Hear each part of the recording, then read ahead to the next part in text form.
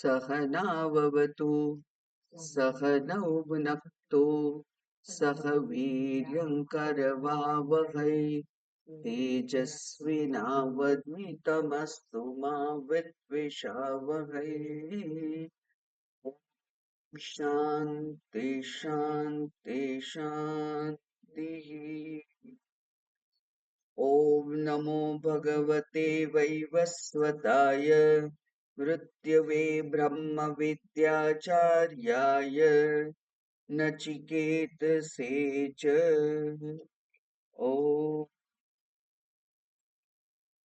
दयाकरं दयाकारं दान्तं धर्मप्रवर्तकं प्रणमामि दयानन्दं मदाचार्यवरं परम्। ॐ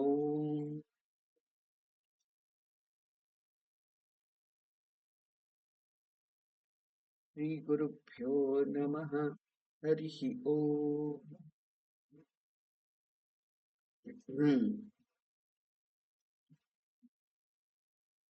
દ્વિતીય અધ્યાયની તૃતીય વલ્લીનો છઠ્ઠો મંત્ર ગઈકાલે આપણે જોયો કે જ્યાં આગળ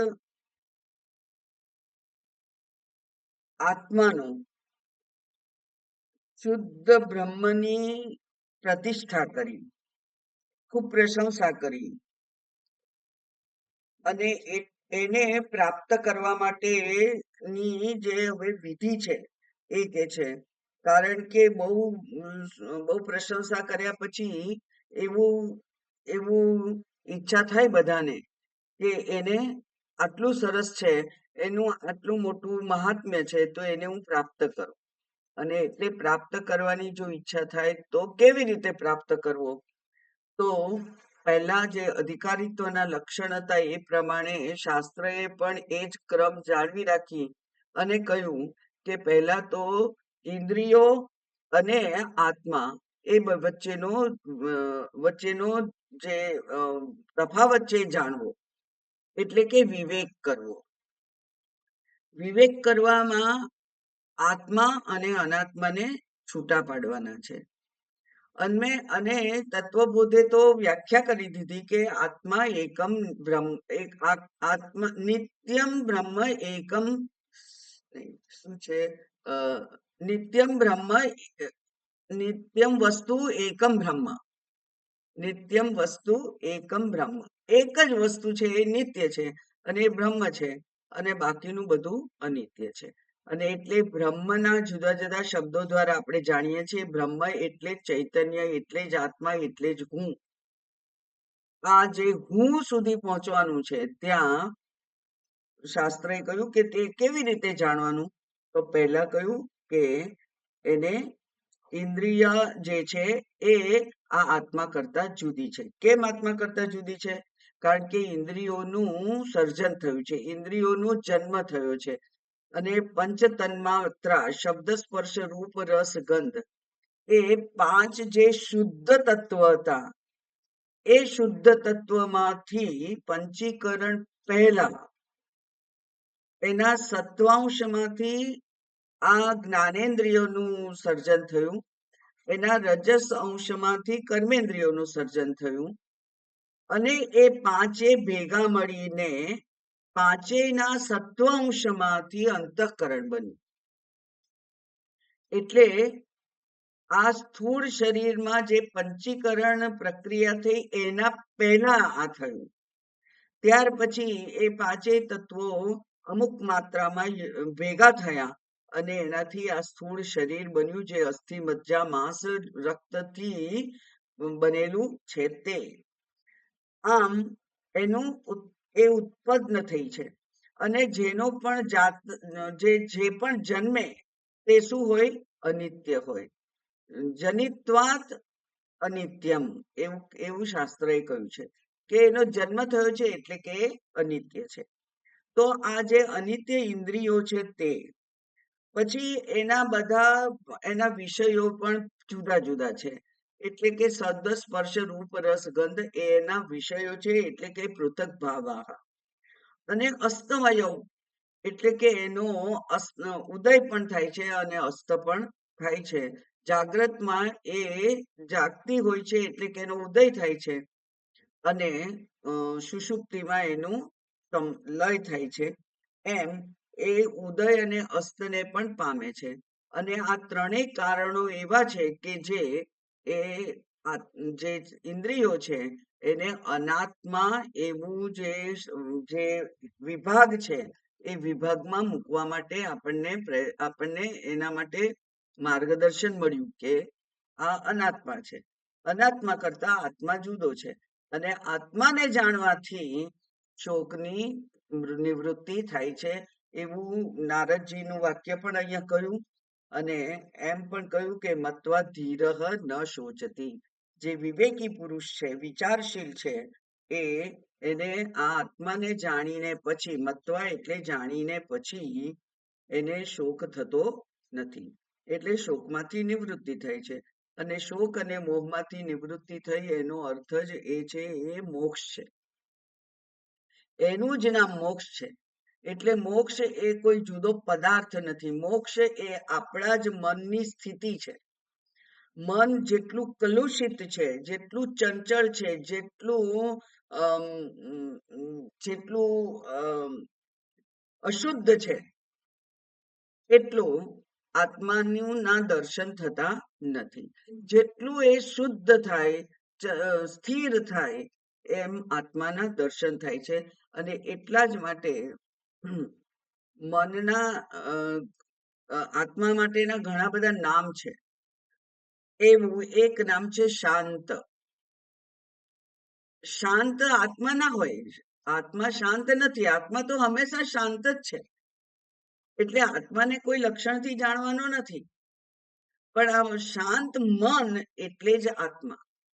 કારણ કે શાંત મનમાં જ, શાંત પાણીમાં જ જેમ પ્રતિબિંબ દેખાય, એમ શાંત મનમાં જ એ આત્માના દર્શન થઈ શકે. એટલે જે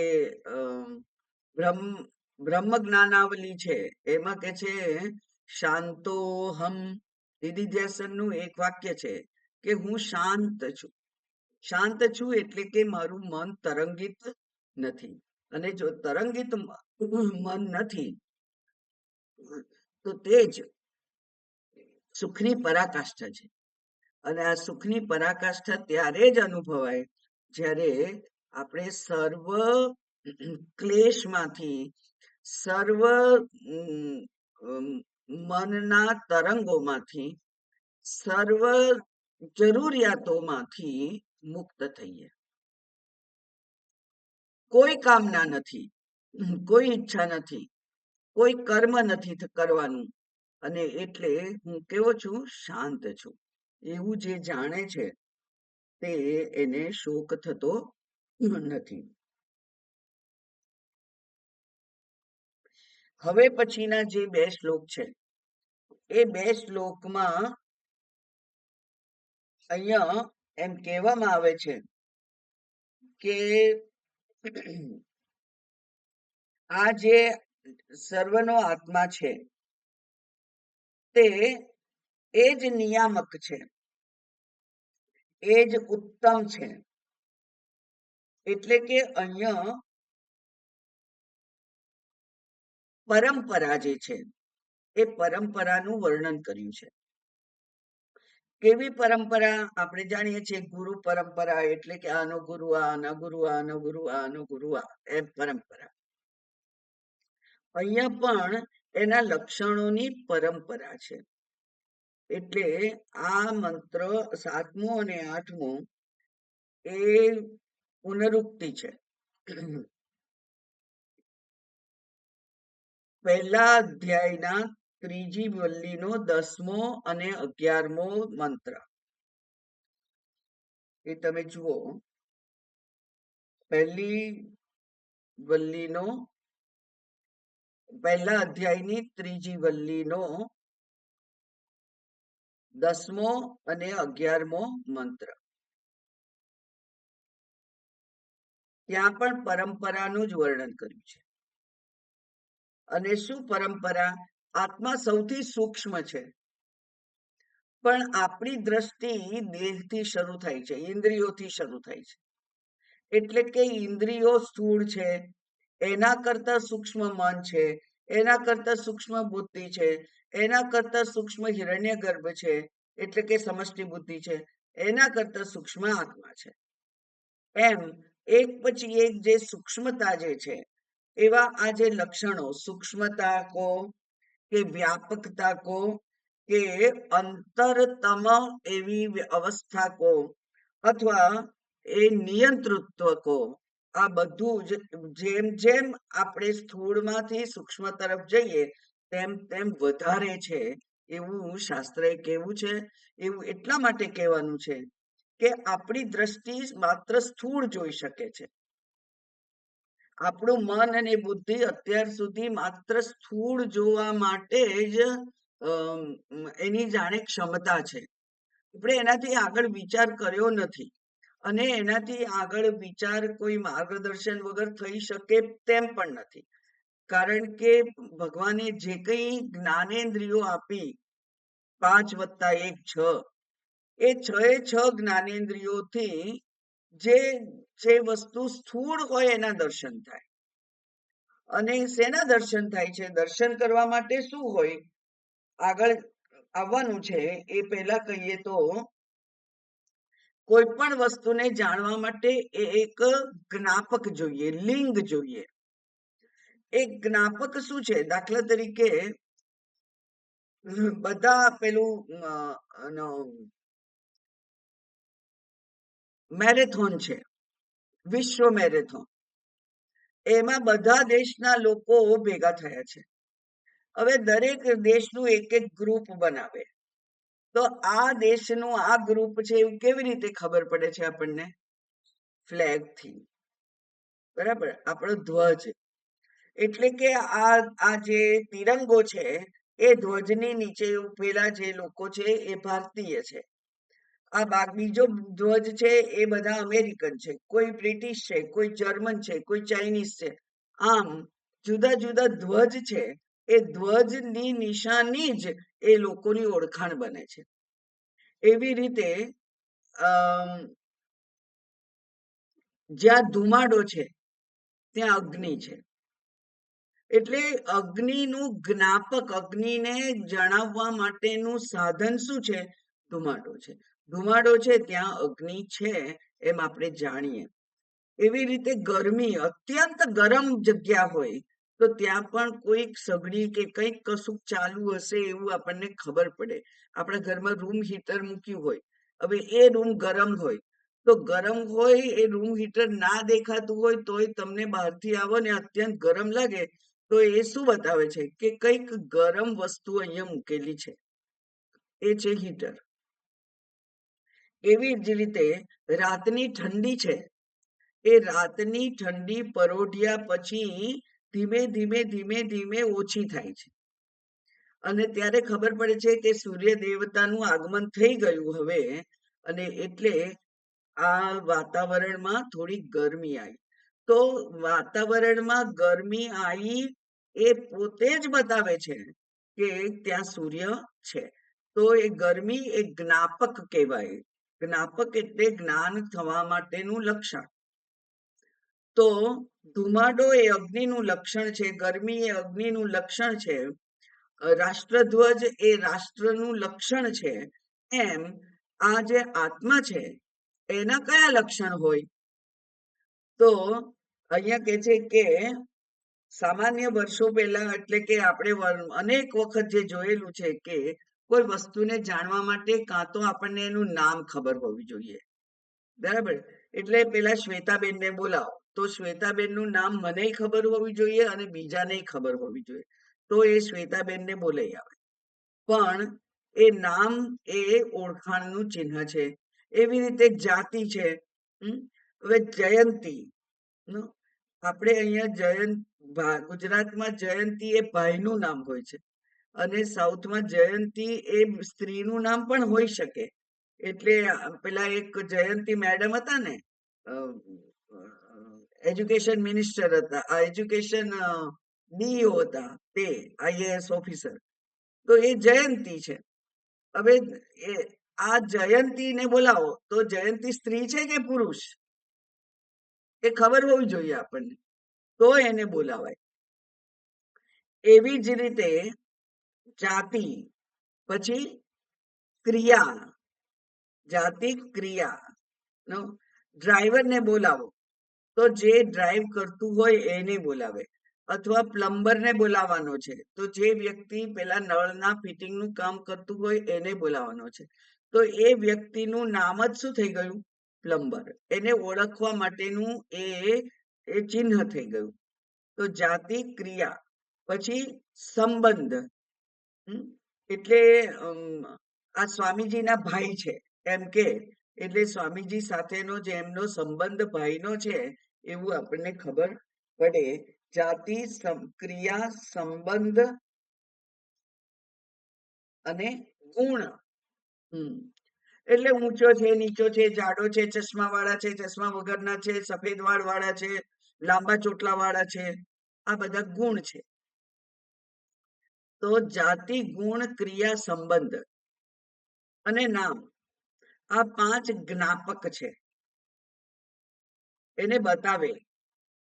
પણ આ ચૈતન્ય આત્મા, એને નથી જાતિ, નથી ગુણ, નથી ક્રિયા, નથી સંબંધ, અને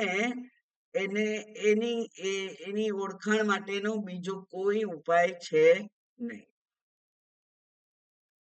તો જેને કોઈ જ્ઞાપક ના હોય એને કેવી રીતે ઓળખાય? તો એ કે છે એને ઓળખવા માટે પછી તમારે માત્ર નેતિથી જાતિ, ક્રિયા, જાતિ, ગુણ, ક્રિયા, સંબંધ વાળા જે કઈ પદાર્થો છે એને એક બાજુ કરવા પડે, અને એ જ્યાં નથી એને બીજી બાજુ કરવો પડે, ત્યારે એને ઓળખાય. આમ આ આત્માને ઓળખવો કેવી રીતે? તો પેલો જે 10મો મંત્ર છે, પહેલા અધ્યાયની 3જી વલ્લીનો 10મો મંત્ર બહુ પ્રખ્યાત છે. એ છે ઇન્દ્રિયેભ્ય પરા અર્થાહ.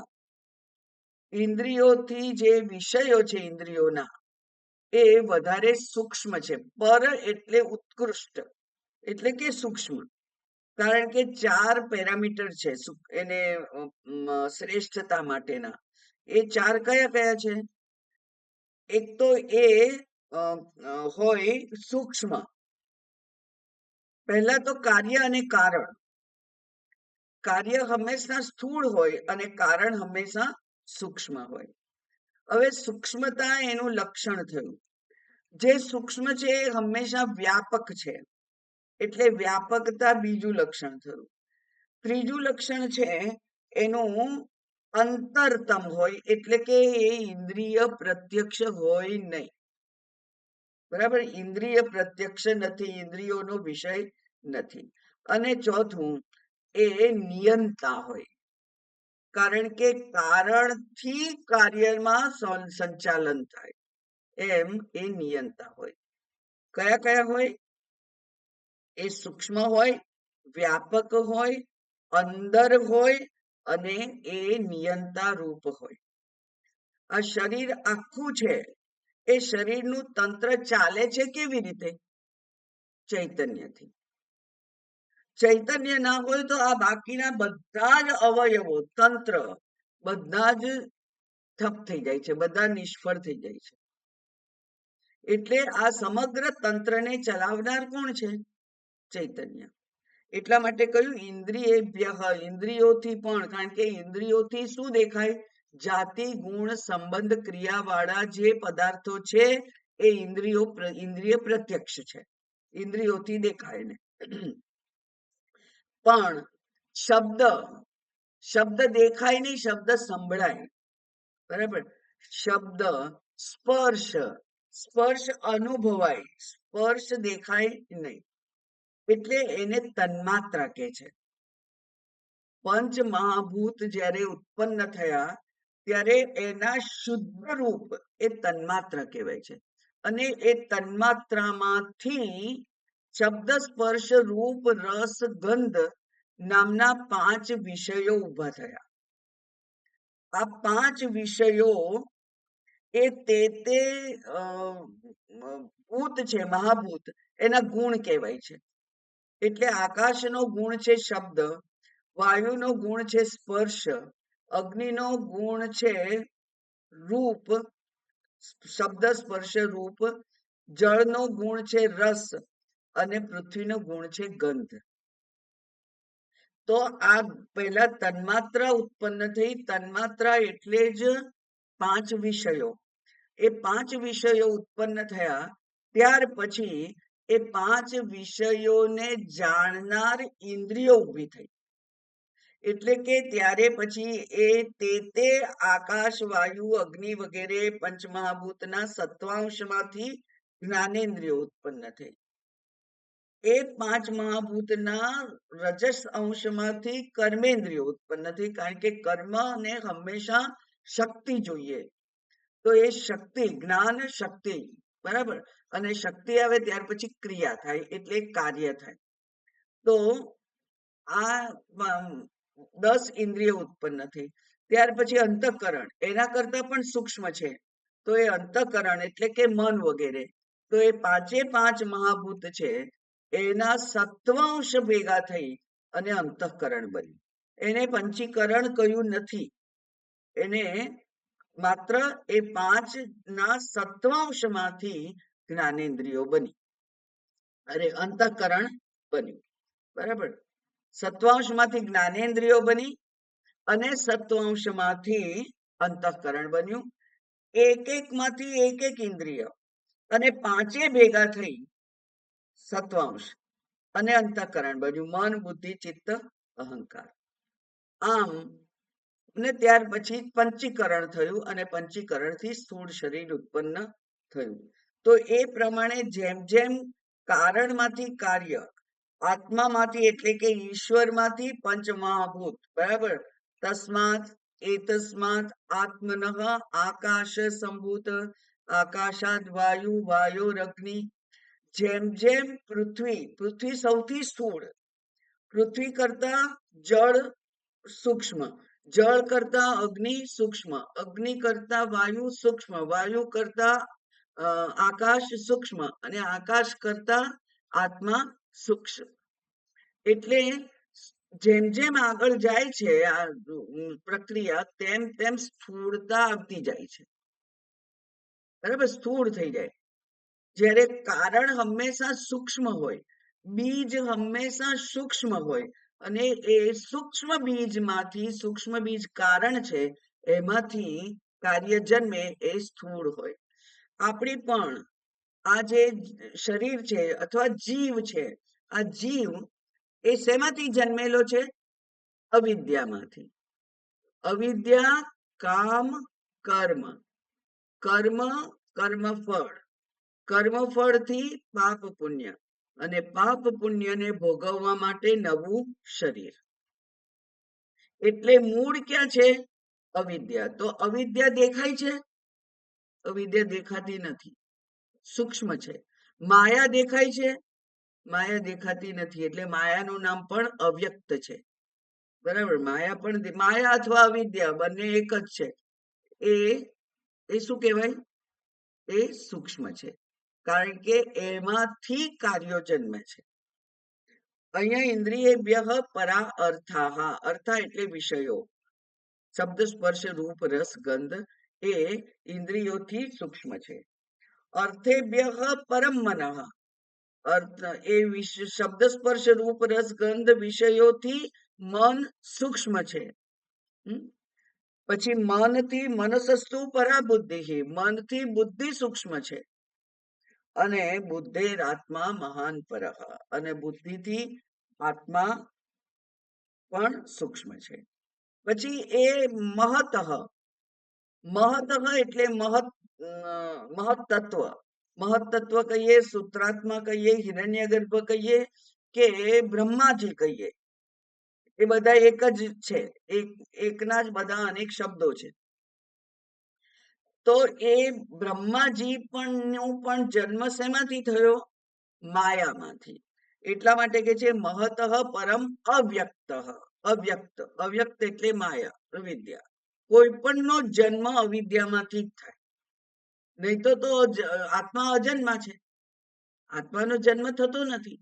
જન્મ થયો એનો અર્થ કે અનાત્મા છે. તો બ્રહ્માજીથી માંડીને તૃણ સુધી આપણે જાણીએ છીએ, બરાબર. બ્રહ્માજીથી સ્તંભ પર્યંતમ, તો એનો અર્થ કે બ્રહ્માજીથી તૃણ સુધીનું બધું જ જન્મેલું છે. અને જન્મેલું છે એટલે સ્થૂળ છે. અને એનું કારણ છે માયા. અને માયા છે એ બ્રહ્માજી કરતા પણ સૂક્ષ્મ છે. એટલે મહતઃ પરમ અવ્યક્ત. અને આ માયાનું કારણ, હવે ખરેખર એને કારણ ના કહેવાય. કારણ કે જો કાર્યનો નાશ થઈ જાય તો કારણનો નાશ થઈ જવો જોઈએ, બરાબર. પણ માયાનો જ્ઞાન દ્વારા નાશ થઈ જાય તો પણ આત્માનો નાશ થતો નથી. એટલે અવ્યક્તાત પુરુષ પરઃ, અવ્યક્તથી પુરુષ પર છે. માયા મારામાંથી ધારો કે હું એને જતી રહેવા દઉં, હું કાઢી મૂકું, માયા ઉપર મારું નિયંત્રણ આવી જાય તો હું તો રહું છું ને. પુરુષ એટલે જ આત્મા, ને આત્મા એટલે હું. તો અંતિમ સૂક્ષ્મતમ વસ્તુ શું છે? હું. હું તો દેખાઉં છું ને.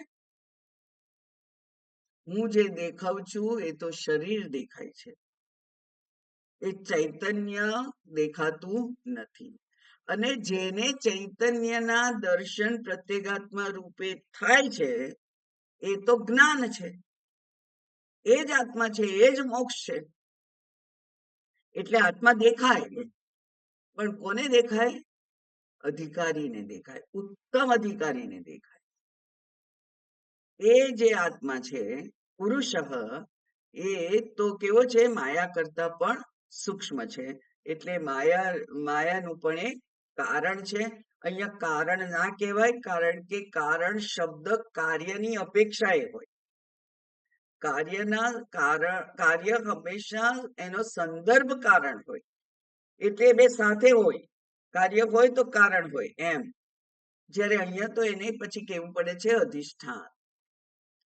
અધિષ્ઠાન ઉપર જે કંઈ આપણે મૂકીએ છીએ એ અધ્યારોપ છે.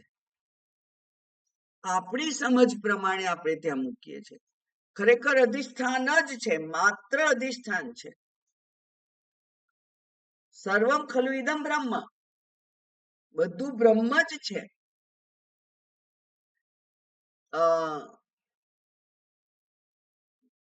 બ્રહ્મ સિવાય કઈ બીજું છે જ નહીં. એકમેવ અદ્વિતીય બ્રહ્મ, એક છે અને અદ્વિતીય છે, બીજું કઈ છે જ નહીં. એટલે જે કઈ છે એ બ્રહ્મ જ છે. એટલે દેખાવું જોઈએ આપણને માત્ર અધિષ્ઠાન, રજ્જુ જ દેખાવું જોઈએ. રજ્જુ દેખાય તો કોઈ પ્રશ્ન જ નથી. સ્વરૂપ દેખાય છે મને, પણ મને રજ્જુ દેખાતું નથી. અને રજ્જુના જગ્યાએ મને સાપ દેખાય છે, માળા દેખાય છે, પાણીનો વેડો દેખાય છે, પેલું લાકડું પડી ગયેલું દેખાય છે, એવું કંઈક દેખાય છે. અને એ તો શું છે? અધ્યારોપ છે, આરોપ કરેલો છે. રજ્જુ ઉપર આરોપ કરેલો છે. જેવી રીતે એક વ્યક્તિ ઉપર આપણે કહીએ છીએ કે એ ચોર છે, તો ચોરીનો આરોપ એના ઉપર કરીએ છીએ, બરાબર ને? એના ઉપર એ આરોપ કરીએ છીએ. આરોપ જો ખસી જાય, એ ચોર એને ચોરી નથી કરી એવું પ્રૂવ થઈ જાય, તો પછી એ વ્યક્તિ કેવો રહે છે? અધિષ્ઠાન રૂપ વ્યક્તિ જ રહે છે. આરોપ હટી જાય છે. એટલે આરોપને હટાવી શકાય, કારણ કે આરોપ એ આપણું સર્જન છે, આપણા મનનું સર્જન છે, માયાનું સર્જન છે. એટલે અધ્યારોપ કરીએ એટલે ઉપરની વસ્તુ આપણે જોઈએ છીએ અને એનાથી આપણે ભ્રમિત થઈ જઈએ છીએ. કારણ કે અધ્યારોપનો સ્વભાવ છે અધિષ્ઠાનને ઢાંકી દેવું. અવિદ્યાનો સ્વભાવ છે વિદ્યાને ઢાંકી દેવી. એટલે અવિદ્યા દ્વારા વિદ્યા ઢંકાઈ ગઈ છે. અવિદ્યાને દૂર કરીએ એટલે વિદ્યા તો ત્યાં છે જ, સર્વત્ર અધિષ્ઠાન રૂપ બ્રહ્મ છે જ, બરાબર. પણ આપણને એ દેખાતો નથી કારણ કે અવિદ્યા છે. એટલા માટે જે કઈ નવી શોધ થાય છે એનું નામ શું હોય છે? ડિસ્કવરી. કવર હતું એના ઉપર, એ ઉપાડી લીધું કોઈકે, અને એટલે એક નવી વસ્તુ જાણે કે તમારા હાથમાં આવી, ડિસ્કવરી. અથવા એને કહેવાય છે રિસર્ચ.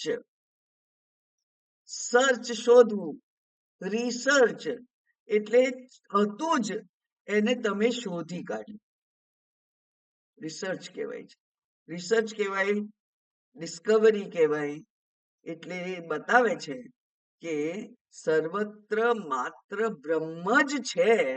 એ ક્યાંક સંતાઈ ગયું છે, ઢંકાઈ ગયું છે આપણા વડે જ. અને આપણે એને જો પ્રયત્નપૂર્વક શાસ્ત્ર અને ગુરુની મદદથી એને જો ખોલી કાઢીએ ઢાંકણું, તો આપણને સ્પષ્ટ દેખાય છે એ આત્મા. અવિદ્યાનું જો આવરણ જતું રહે તો આત્માના દર્શન થાય જ છે. અહીં ને અત્યારે પણ થાય, પણ અત્યારે પણ પેલું ઢાંકણું ઢંકાયેલું છે.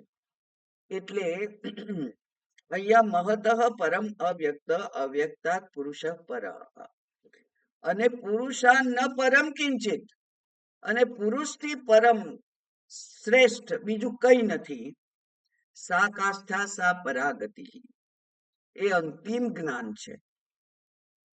એવું જે આગળ બે મંત્રોમાં કહ્યું હતું એવું જ અહીંયા પણ એ જ વસ્તુ અહીંયા કહેલી છે.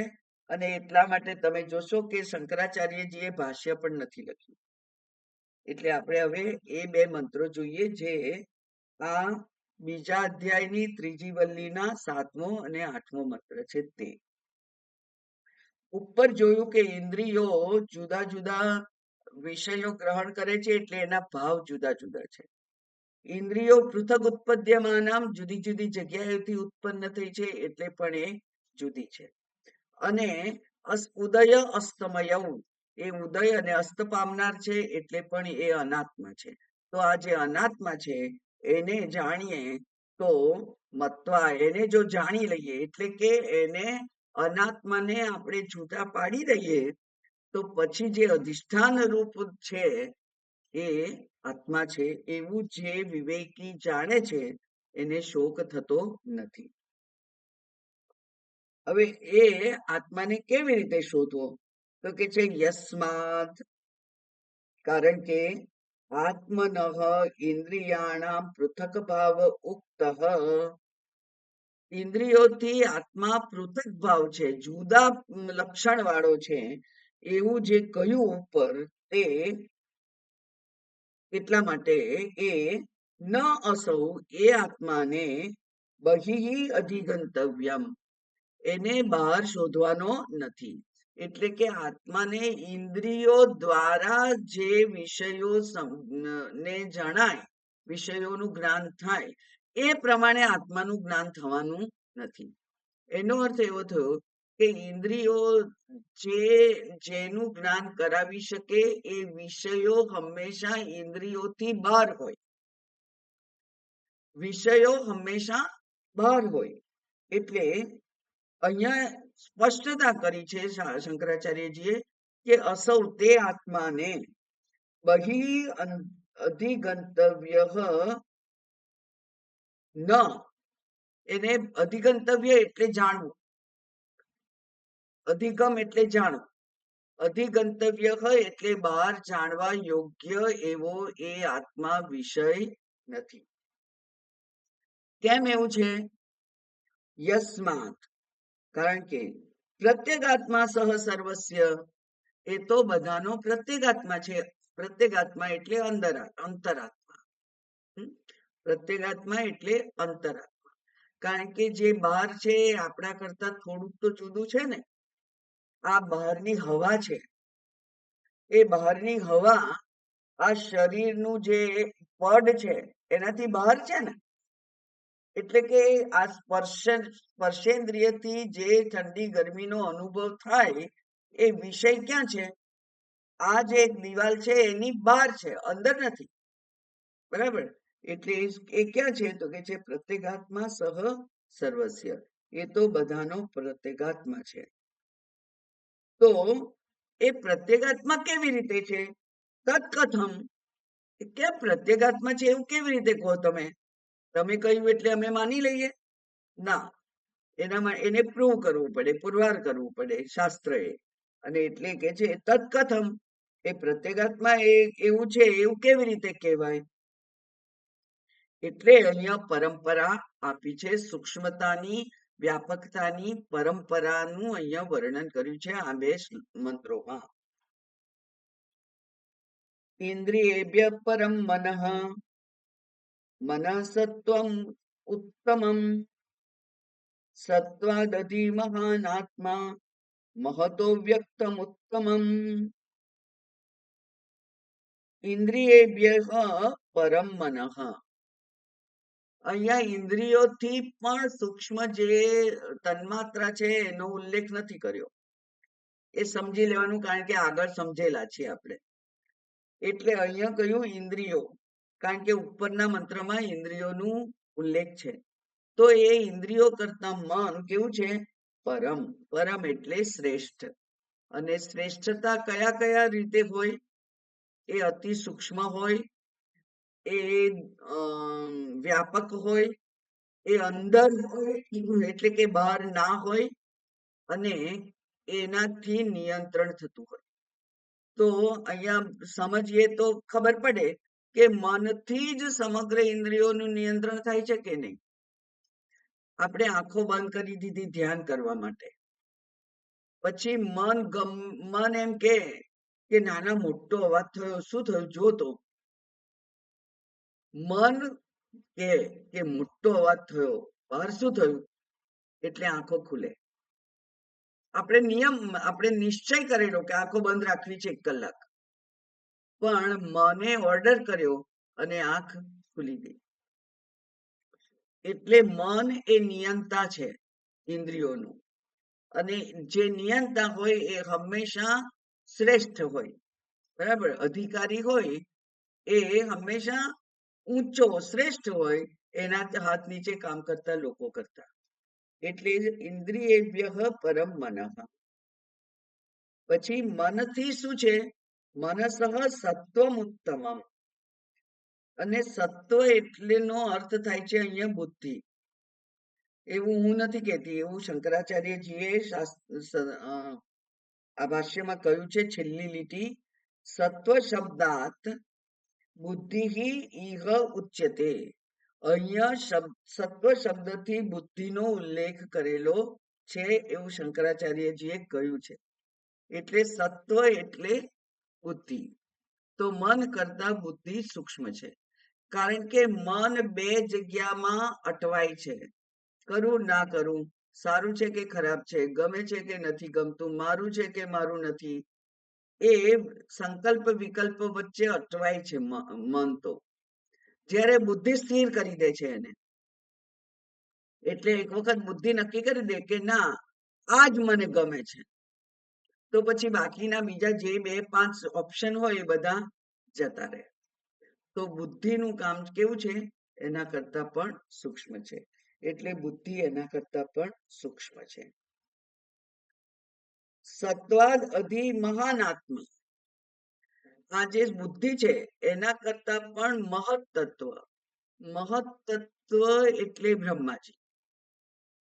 અને એને સમજવા માટે બરાબર ધ્યાનપૂર્વક સાંભળો કે બુદ્ધિ એટલે આપણી વ્યષ્ટિ બુદ્ધિ, વ્યક્તિ બુદ્ધિ.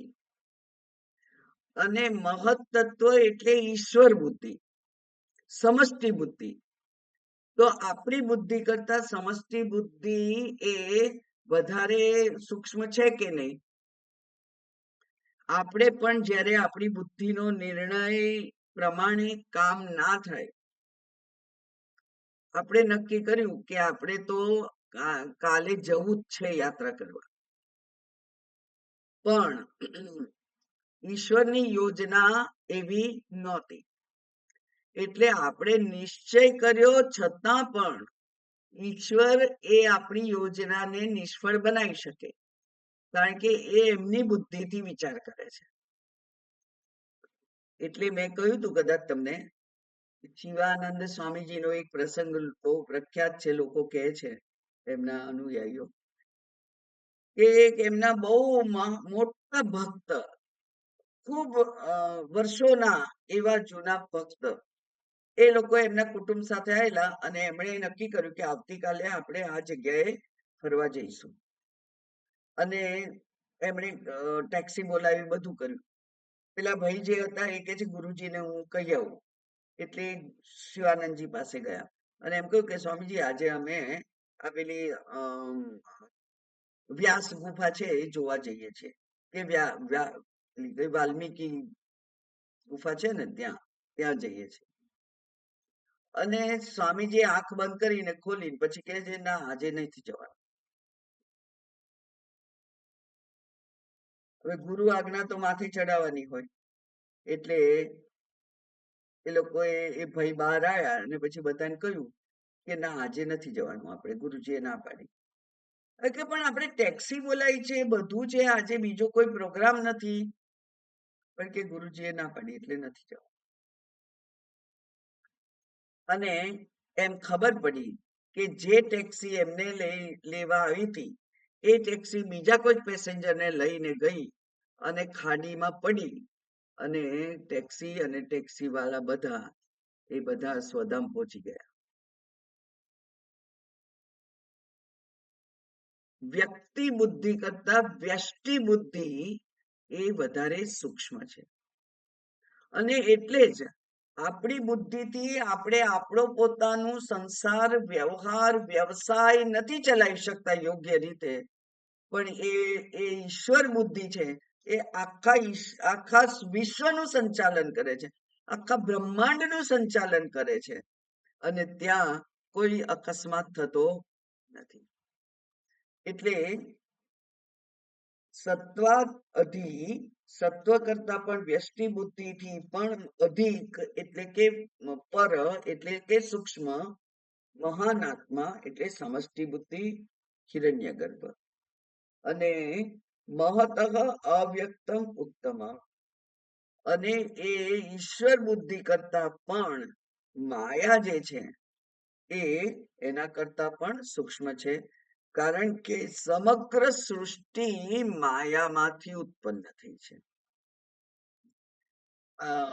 માયા એ સમષ્ટિ માટે વપરાય છે અને અવિદ્યા એ વ્યષ્ટિ માટે વપરાય છે. તો સાદા ઉદાહરણ પ્રમાણે જોઈએ તો આપણે નિદ્રાવસ્થામાં અવિદ્યા છે, અંધકાર છે, અજ્ઞાન છે, પણ જાગી જઈએ એટલે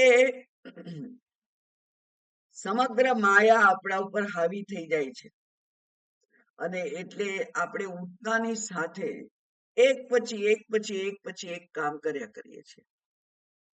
શાસ્ત્રએ આપણને શીખવાડ્યું કે ઉઠીને તરત કરાગ્રે વસતે લક્ષ્મી, કંઈક બે પ્રાર્થનાના શ્લોક બોલવા, તે બોલાઈ જાય છે કે નહીં? ઉઠીને તરત જ બોલાઈ જાય છે. ઉઠીને તરત માયા આપણા પર હાવી થઈ જાય છે, અને એ માયા પછી પોતાના પ્લાન પ્રમાણે જીવ પાસે કામ કરાવે છે. એ જીવને એ દિવસે દુઃખ સહન કરવાનું હોય તો જે કઈ નિર્ણય આપણે કરીએ કામ કરવાનો એ ખોટો હોય અને એનાથી આપણને દુઃખ ઉત્પન્ન થવાનું હોય, કારણ કે તે દિવસે આપણા પ્રારબ્ધમાં દુઃખનું પ્રાકટ્ય હતું. સુખનું પ્રાકટ્ય હોય તો સુખદ એવા પ્રસંગો બને. એટલે માયાથી જ સમગ્ર સૃષ્ટિ સંચાલિત છે.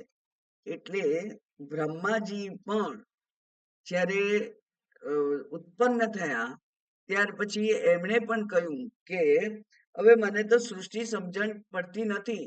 ભગવાને કહ્યું પૂર્વ સૃષ્ટિનું અવલોકન કર અને એ પ્રમાણે સૃષ્ટિ રચ.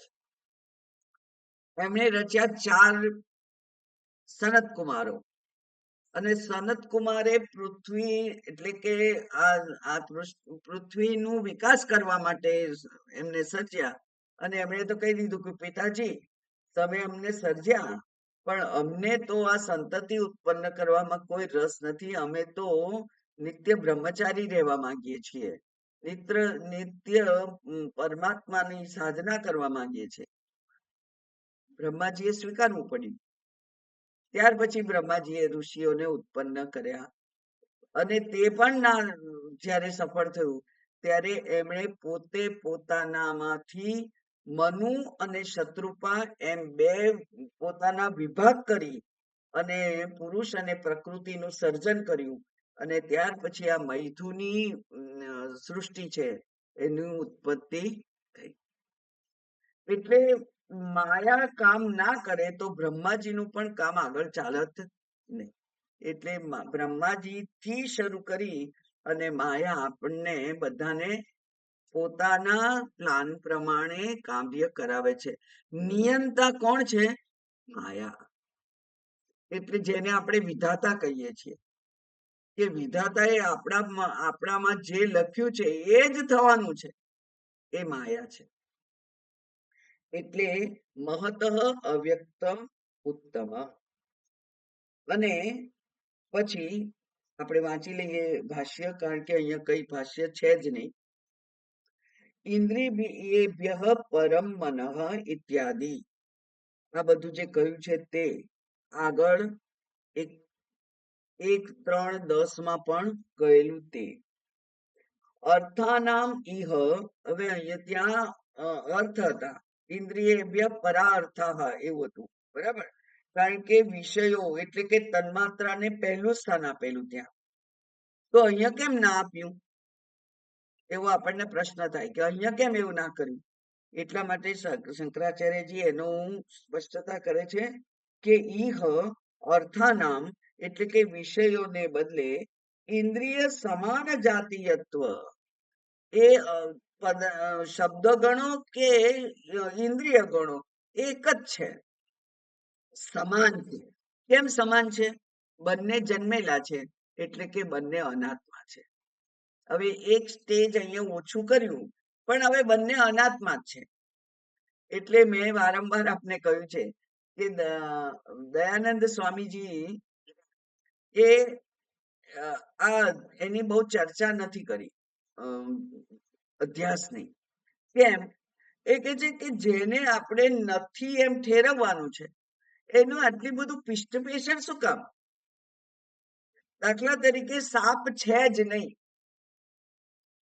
તો એ સાપ કાળો હતો, ભૂરો હતો, બદામી હતો, ટપકા વાળો હતો, ટપકા વગરનો હતો, ફેણ વાળો હતો, ફેણ વગરનો હતો, બે મોઢા વાળો હતો, બધી માથાકૂટ શું કામ કરવાની? કારણ કે સાપ છે જ નહીં, હતોય નહીં, છે નહીં, હશે નહીં.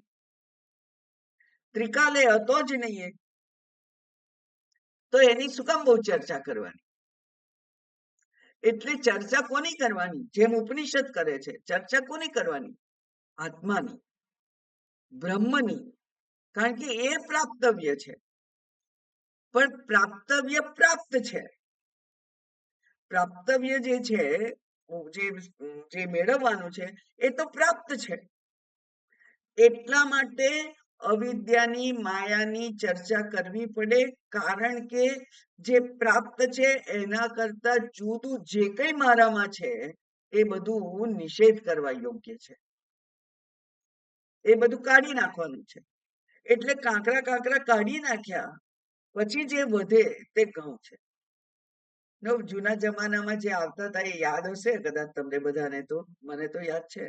છેક છેલ્લું ચડામણ હોય એમાં ઘઉં ઓછા હોય ને કાંકરા વધારે હોય, છતાં એ કાઢવાના, કારણ કે એ જમાનો હતો કે જેમાં ફેંકી દેવાનું નહોતું, હવે ચકલા ખાશે એમ કહીને અત્યારના લોકો તો આવું બધું કરી દે છે, પણ આપણા મા બાપ એવું નહોતા કરવા દેતા. એટલે એ કાઢવાનું હોય છેક છેલ્લું. તો એ ખાલી 1-2 થાળી હોય, પણ એમાં બહુ બધા કાંકરા હોય અને આટલાક જ ઘઉં નીકળે. આપણે પણ એવું છે, આ આત્મા અનાત્મા ભેગા થઈ ગયા છે અહીંયા, એમાંથી અનાત્માને કાઢવાનો છે. એટલે અનાત્માને વીણી વીણી અને દૂર કરવાનો છે. પાછો એ આવી જાય છે, ઇલાસ્ટિક છે આ તો, પાછો આવી જાય છે, પાછો એને દૂર કરવાનો છે, પાછો આવી જાય છે, પાછો દૂર કરવાનો છે. એટલા માટે સજાગપણે, જાગૃતપણે જીવન જીવી અને અનાત્માને દૂર કરી અને આત્મા ઉપર એકાગ્ર બુદ્ધિથી ધ્યાન કરવાથી એ આત્માની પ્રાપ્તિ જે થયેલી છે એની અનુભૂતિ થાય છે.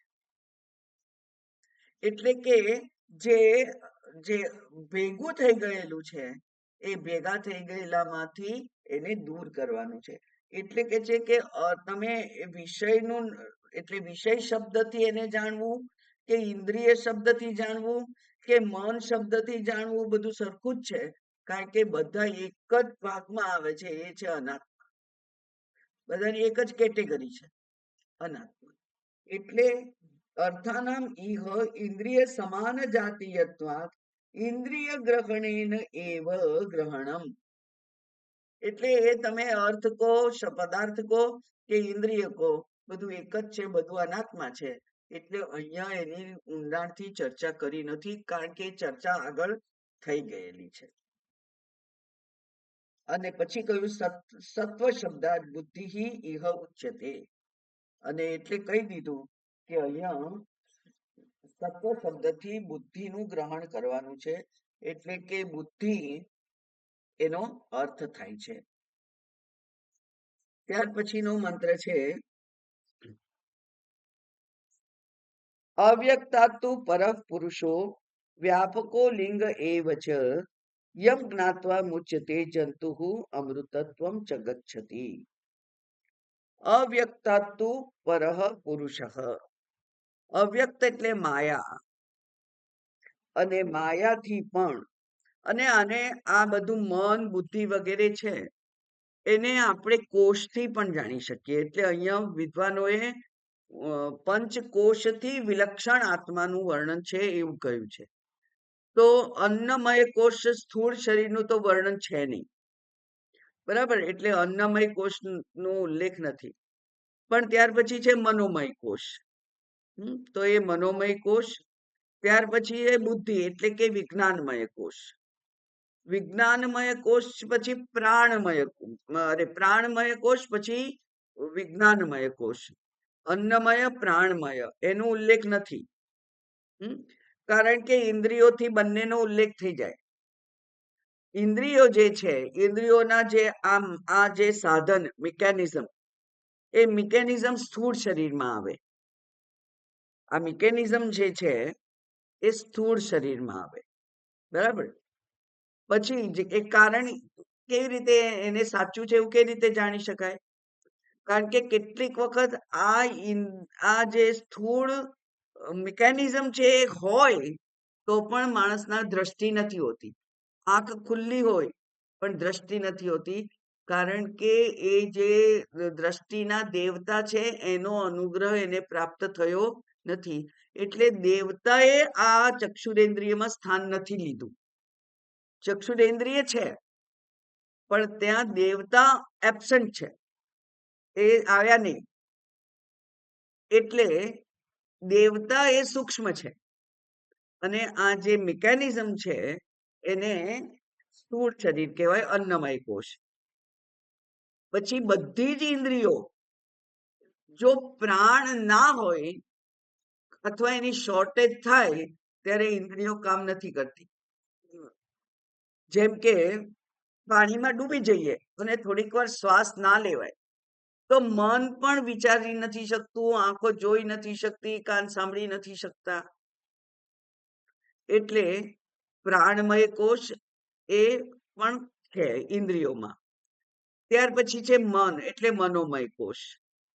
મનોમય કોષ કરતા વિજ્ઞાનમય કોષ વધારે સૂક્ષ્મ છે, એટલે વિજ્ઞાનમય કોષ. અને વિજ્ઞાનમય કોષ કરતા પણ અવિદ્યા એટલે કે નિદ્રા, સુષુપ્તિ, તો એ છે આનંદમય કોષ, બરાબર.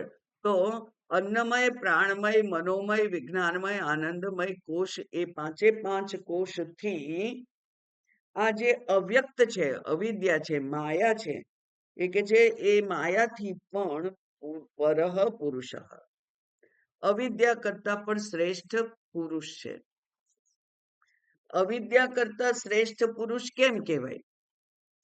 કારણ કે જ્યારે તમે સુષુપ્તિ અવસ્થામાં છો, નિદ્રાવસ્થામાં છો, એક પણ ઇન્દ્રિય, મન, બુદ્ધિ કંઈ પણ કામ નથી કરતું, બધું લય પામી ગયેલું છે, ત્યારે પણ મને સરસ ઊંઘ આવી એવું જે સવારે રિપોર્ટિંગ થાય છે, એ સરસ ઊંઘને જોનાર કોણ હતું? એ જોનાર હું ચૈતન્ય સ્વરૂપ ત્યાં હતો.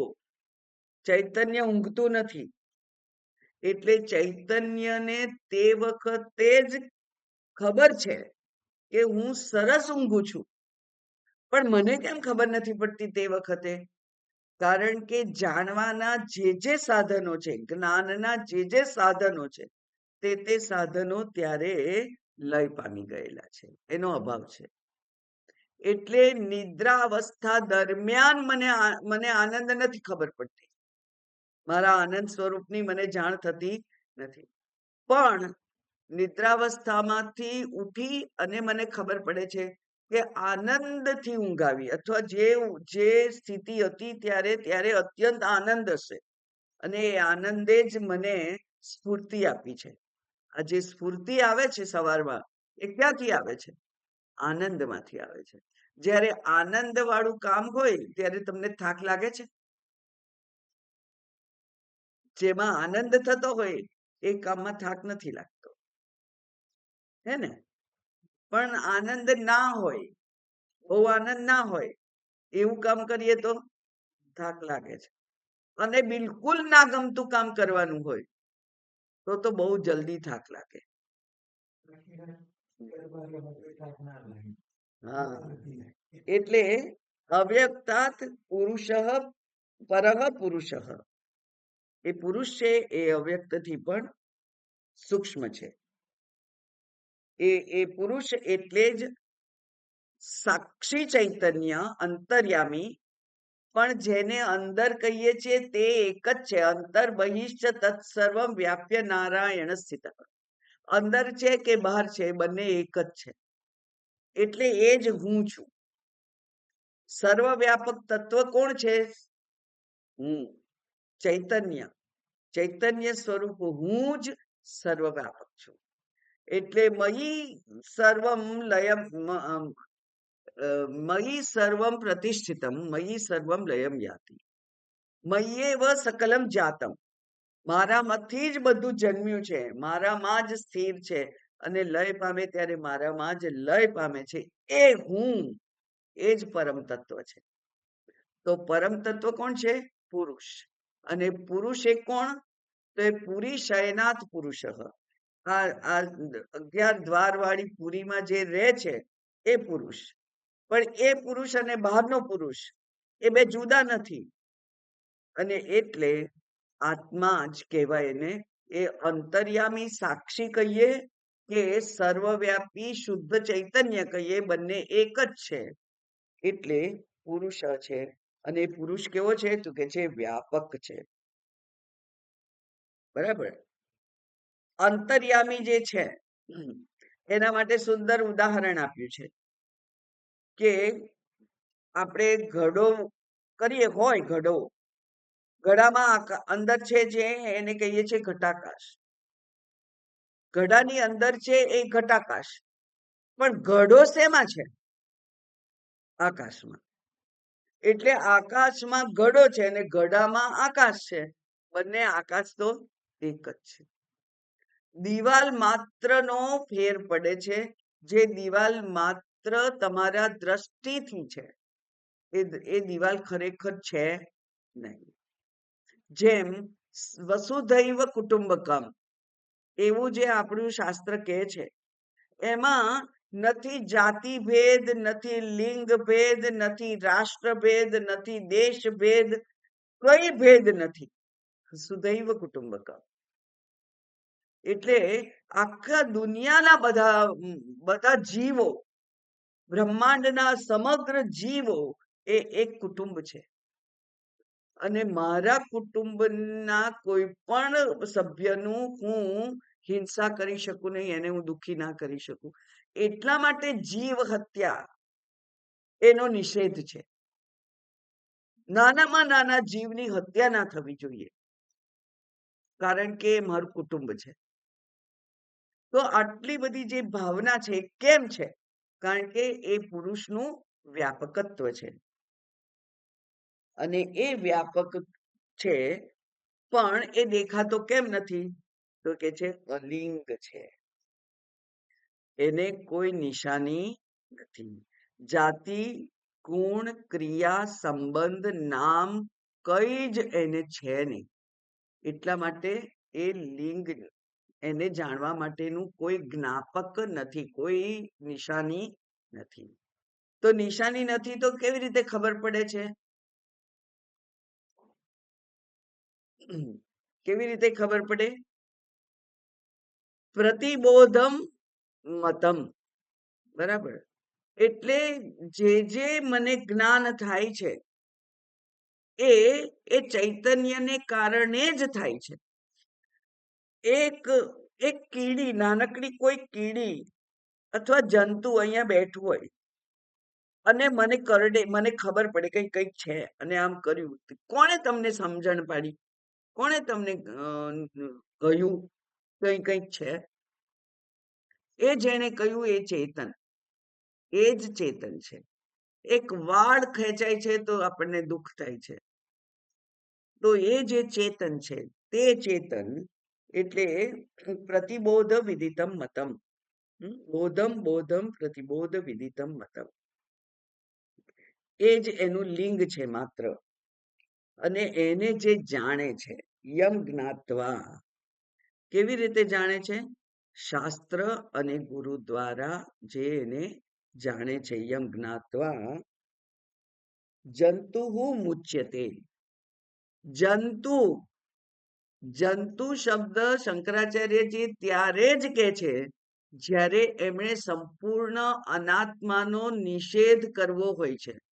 કારણ કે જન્મના જાયતે જંતુ, જે જન્મે એ જંતુ જ છે, પણ પછી એ પોતાનામાં પોતાની મન બુદ્ધિ દ્વારા વિકાસ કરતો રહે છે, અને ત્યારે એ જ્ઞાની બને છે.